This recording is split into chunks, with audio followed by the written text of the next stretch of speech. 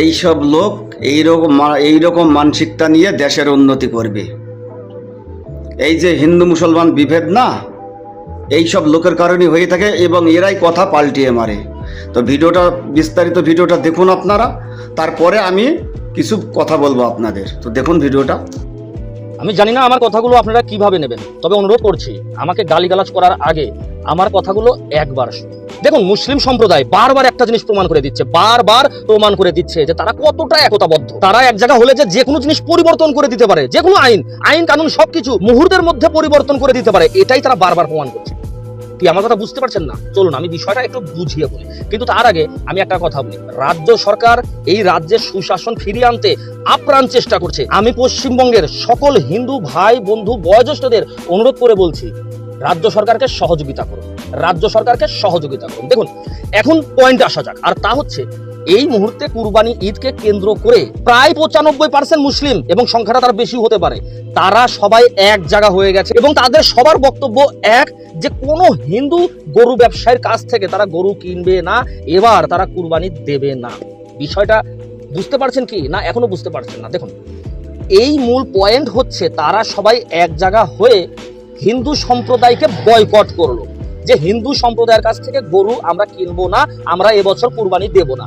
তাতে কি? তাতে হিন্দুদের অনেক বড় একটা আর্থিক সমস্যায় পড়বে, আর্থিক সংকটে পড়বে হিন্দুরা। এবং শুধু হিন্দুরা এই যে গরু ব্যবসায়িক যে আর্থিক সংকটে পড়বে তা কিন্তু না, এখানে যদি খুব ভালোভাবে আমরা বিশ্লেষণ করি তাহলে সরকারও কিন্তু আর্থিক সংকটে পড়বে, সরকারের অনেক আর্থিক ক্ষতি হবে। কিন্তু মুসলিম সম্প্রদায় তাদের বক্তব্য কিন্তু এই 95% মুসলিমদের, তারা একতাবদ্ধ, তারা এক জায়গায় হয়ে একটা সিদ্ধান্ত নিয়েছে। এখন আমার যে বক্তব্য এবং আপনাদের কাছে আমার যে প্রশ্ন, হিন্দু সম্প্রদায়রা এখন কি করবে? হিন্দু সম্প্রদায়রা কি করতে পারবে? তারা এক জায়গা হয়ে মুসলিম সম্প্রদায়কে বয়কট করতে।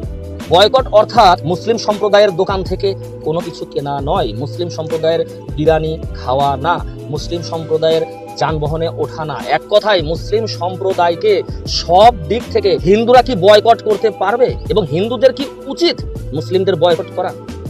দেখুন, এটা আমার ব্যক্তিগত মতামত আপনাদের জানালাম। আপনাদের মতামত অবশ্যই কমেন্টে লিখে জানাবেন যে হিন্দুদের কি করা উচিত। এর আগে আপনারা জানেন, এর আগে অর্জুন সিং কিন্তু এই ডাক দিয়েছিলেন যে মুসলিমদের বয়কট করো, মুসলিমদের দোকান থেকে কোনো রকম বিরিয়ানি খাবে না, মুসলিমদের দোকান থেকে কোনো কিছু কিনবে না, মুসলিম সম্প্রদায়ের যে কোনো ব্যবসা বাণিজ্যে আপনারা যাবেন না, তাদের কাছ থেকে কিছু কিনবেন না। এটা কিন্তু অর্জুন সিং অনেক আগেই বলেছে। এখন কি সেই সময়, হিন্দুদের কি সেই জবাব দেওয়ার সময় এসে গেছে? মুসলিম সম্প্রদায়কে বয়কট করতে হবে। আপনাদের মতামত অবশ্যই কমেন্ট বক্সে লিখে জানাবেন, আর ভিডিওটা সম্ভব হলে শেয়ার করবেন। জয় হিন্দ, জয় ভারত। শুনলেন দর্শক ভিডিওটা আপনারা, এইসব মানুষদের আপনারা কি বলবেন?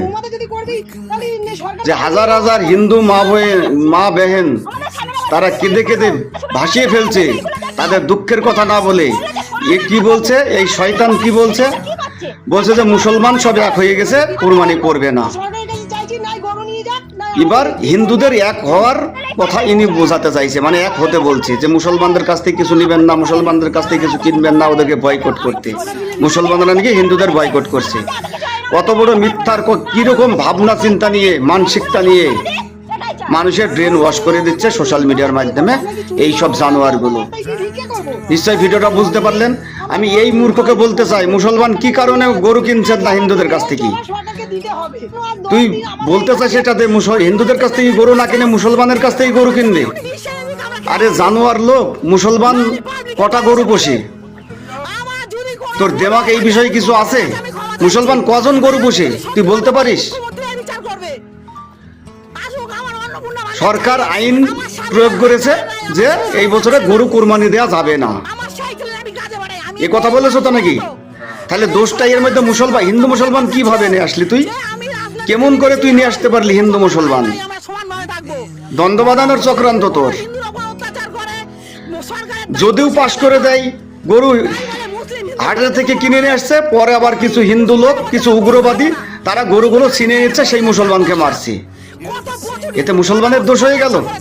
এরা কুরবানি দেব বলছে না, আর মুসলমানের দোষ হয়ে কুরবানি দিতে বন্ধ কে করছে? গরু কুরবানি দেওয়ার জন্য বন্ধ কে করছে? মুসলমান করছে না সরকার করছে? জবাবটা তুই দিবি। আর সাধারণ মানুষ ভিডিওটা শেয়ার করে অন্যকে দেখানোর সুযোগ করে দেবেন, কমেন্ট করে আপনাদের রাইট অবশ্যই জানিয়ে দিবেন। এই সব মানসিকতা লোক কত ক্ষতিকারক এই ভারতবর্ষের।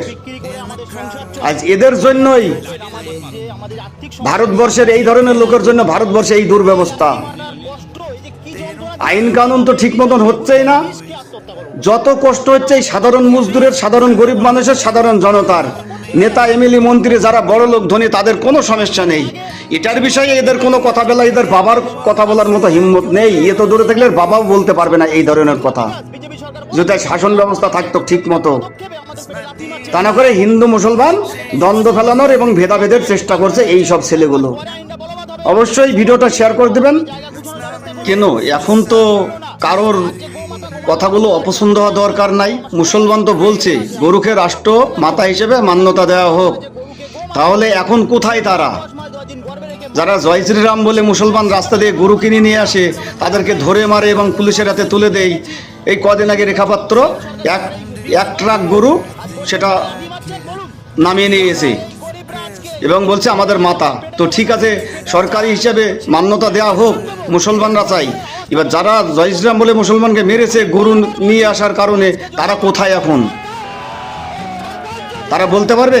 যোগী আদিত্যনাথ কি বলে? গায়ে মারা মাতা হে, জনম জনম কা নাতা হে। তো সেই যোগীর রাজ্যে কতটা গরু জবাই করছে যোগী নিজে পারমিশন দিয়ে, সেটা আপনাদের মনে আছে? সরকার চাইলে বন্ধ করতে পারে, কিন্তু কেন বন্ধ করে না সে জবাব এই ধরনের কুলাঙ্গাদের কাছে নেই। এরা কি করবে? বড় বড় মানুষের পিছনে হাত দিতে পারবে না। বড় বড় যারা লোক, যারা এমপি, প্রধানমন্ত্রী, তাদের কিছু বলতে পারবে না। সাধারণ জনতাকে বলবে হিন্দু মুসলমান ভেদাভেদ। এটাই হচ্ছে এদের চরিত্র। তো দর্শক, যাই হোক, আপনারা ভেদাভেদ করার চেষ্টা করবেন না। ভারতবর্ষটাকে সুস্থভাবে বাঁচানোর চেষ্টা করুন। ভারতবর্ষ যত আগে বেড়ে যায় সেইভাবে চেষ্টা করুন, সেটার কথা ভাবুন। তা না করে হিন্দু মুসলমান ভেদাভেদ করার চেষ্টা করেন না। আর এই ধরনের কুলাঙ্গারদের কথাই আপনারা কান দেবেন না। তারা কোথায়? আপনার আওয়াজ তুলুন মা বোনেরা। তারা কোথায়? যারা গোমাতা গোমাতা করে চিল্লায় রাস্তায়, এখন তারা কোথায়? তারা কেন সোশ্যাল মিডিয়ায় এসে বলছে না যে গরুকে মান্যতা দেওয়া হোক গোমাতা হিসাবে? সুস্থ থাকুন, ভালো থাকুন। জয় হিন্দ, বন্দে মাতরম।